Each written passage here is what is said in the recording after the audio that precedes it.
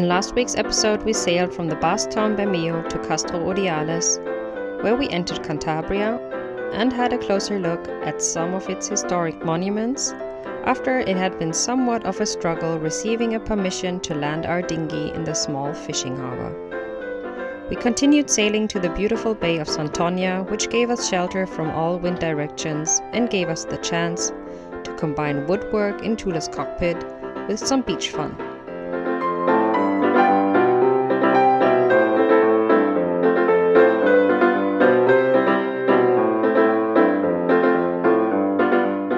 Because of energy supply problems, we then decided to look for a generator in Santander. Unexpectedly, we became part of a rescue show by the Salvamento Marittimo and had some royal encounters in the city's sailing club.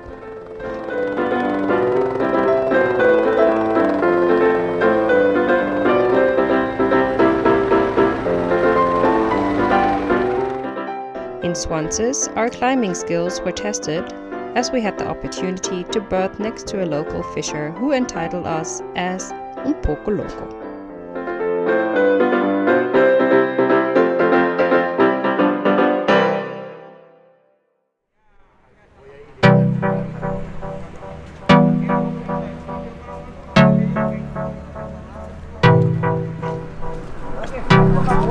Warte, wo sind wir hier? San Vicente. We're here in San Vicente. And they normally these are the visitor moorings, but you can see the current is going like 4 knots in springtime.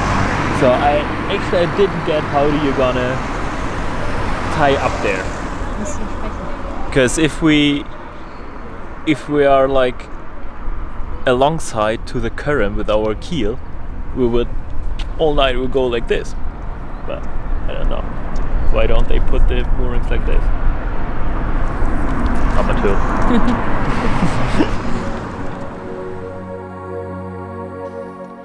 But how did we actually arrive, and why did the city remind us of a mystic Bavarian town?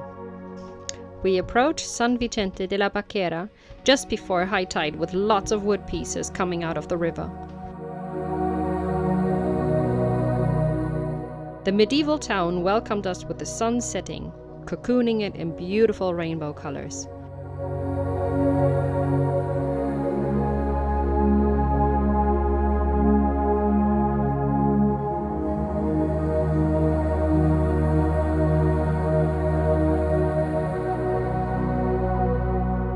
Crickets filled the air with summer evening sounds, footsteps echoed in the narrow lanes, and smells of freshly grilled mussels and lobsters lay in the air. What a mystic place.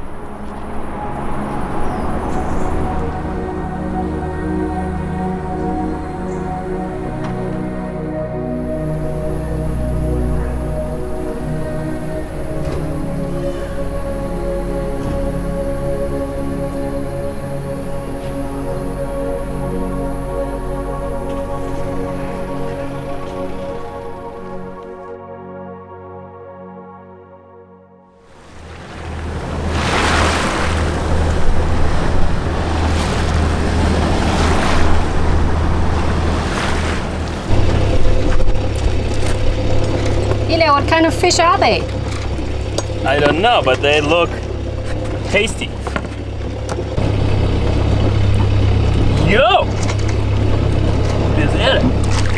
Oh. Yo, nice Pollack! Genau, geil! Was ist Pollack? Seelachs. Schnell rein mit dir. Ah, komm schon, komm schon, komm schon, komm schon.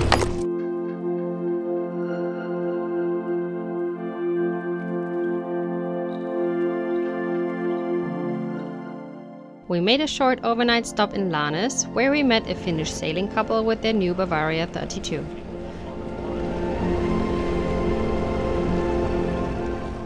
Early the next morning we could hear them leave the harbour, and then also decided to continue. Day 12, no wind. Or a little bit wind. Because we would arrive at the entrance to Ribadesella at low tide, we decided to fish a little bit and wait for the water level to rise.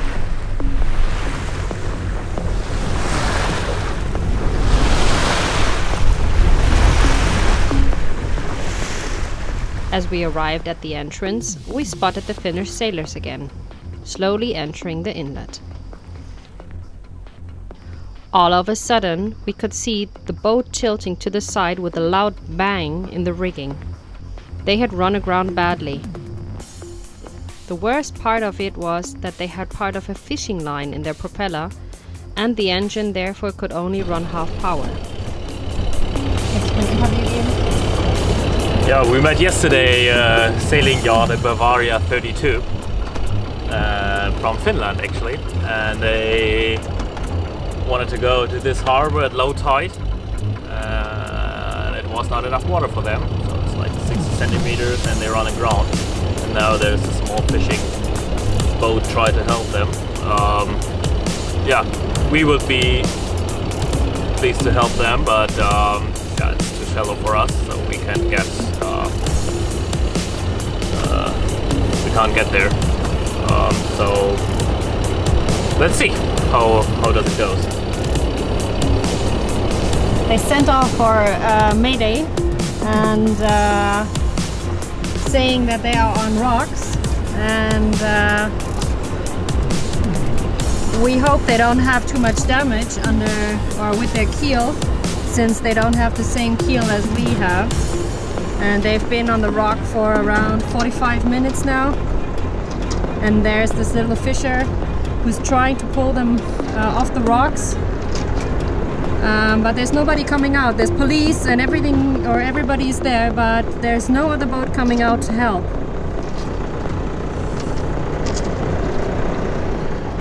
The motorboat tried and tried to pull the Bavaria off the shallow area.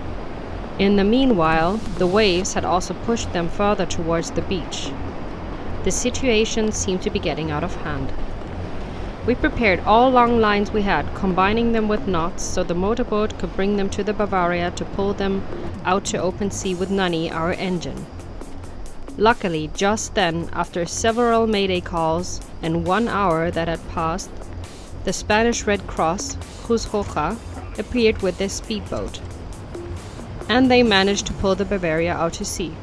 Phew! The Finnish sailors had been very lucky, as their bolted keel hadn't received any damage, they told us when we met again in Gijon, where they had lifted out their boat. Jana and I had been shocked after this incident. We thought of continuing, but then decided to anchor until high water for 3 hours in very high swell. Then the entrance was no problem anymore.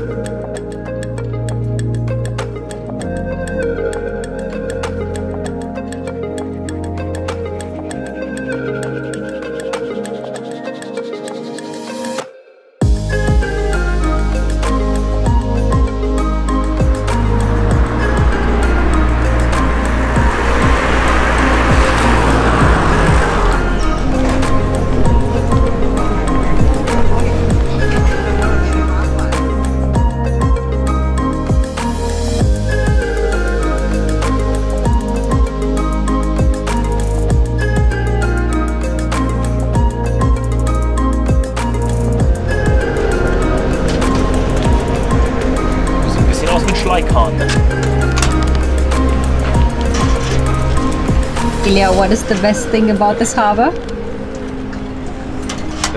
They have showers. And? They have electricity. And? A washing machine! A washing machine.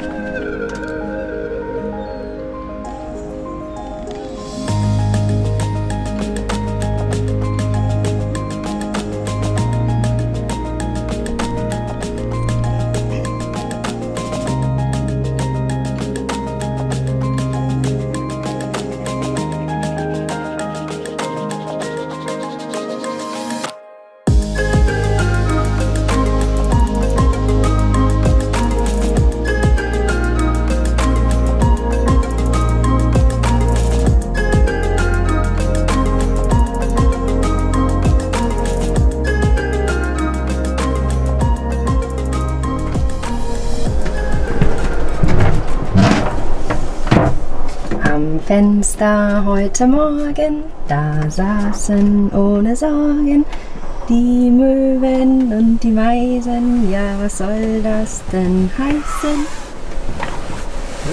Sie haben's mir geflüstert, jetzt weiß ich's ganz genau. Der Ilja hat Geburtstag, darum der Radau. Der Ilja hat Geburtstag, darum der Radau. Genau. Nee, was ist das? Ui. Was ist das? Pfannkuchen? Ui. Ne. Dankeschön.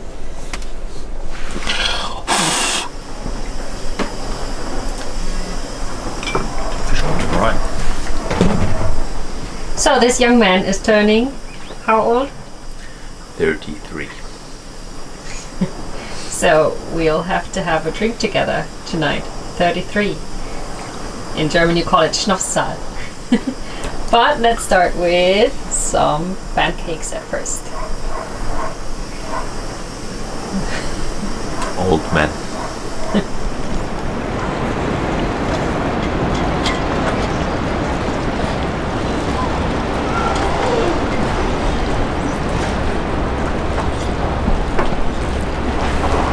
Okay, King Ilja, what is your wish now? Today we're going up the hill to have a look on this beautiful bay, and then we will sail to Gijon. Gijon. Whatever.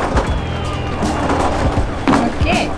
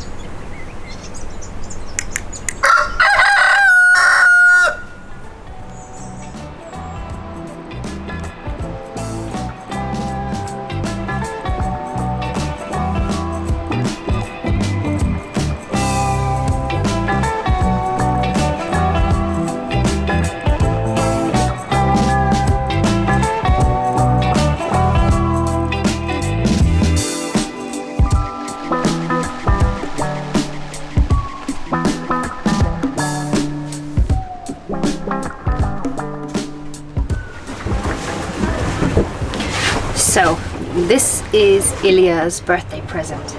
He decided that he wanted to have a lobster cage because when we were in the Bretagne there were a lot of boats that had these lobster cages, and whenever they would anchor they would just throw out this lobster cage and then see in the morning if there was something in it. I was wondering a little bit what they look like actually, because they have these two holes on the side and one on the top, and what you actually do is you put some bait inside and fix it here. It can be, I think, fish or whatever, Ilja explained to me, and then the lobsters, they just crawl into this net, and they cannot really get out of it again because they cannot crawl upwards, and yeah, that's how you catch them. I'm really looking forward to what we're going to have in this cage. He got it for 10 euros from a small local supermarket here, I think was also a fisher. And yeah, we will have to do some fixing here and there, but otherwise a new project to start.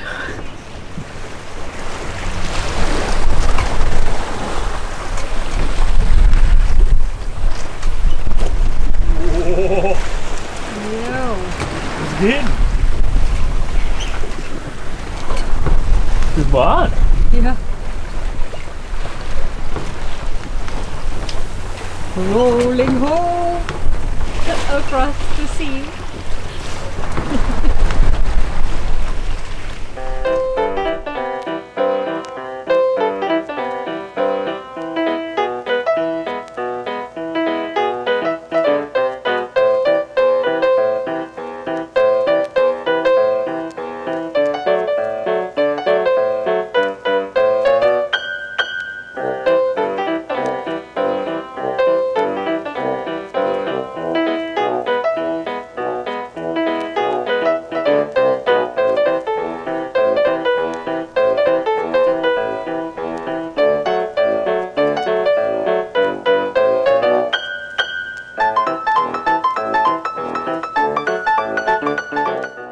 Thanks for watching our episode.